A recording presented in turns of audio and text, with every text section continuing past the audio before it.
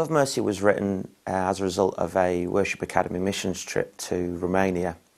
And I remember one particular day having taken the students out, right out into the sticks basically. We were in this little Turkish community, and we walked into this, what must have only been like a 10-foot square hut with a curtain for a front door. And we walked in and we saw this girl.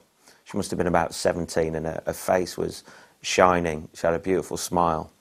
And we looked around the room, and there was all this broken furniture around, and just clothes strewn everywhere, just people giving gifts over a number of years to her, no doubt. And she had a little kid there, must have been about 1.5, fast asleep.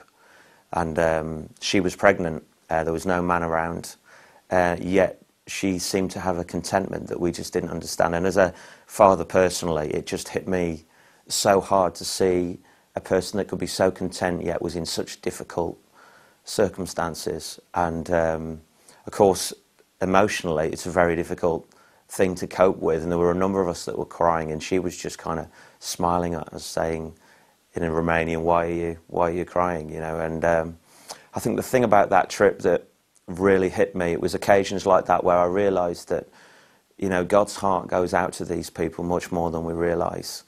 And, you know, we can get so caught up in our own stuff.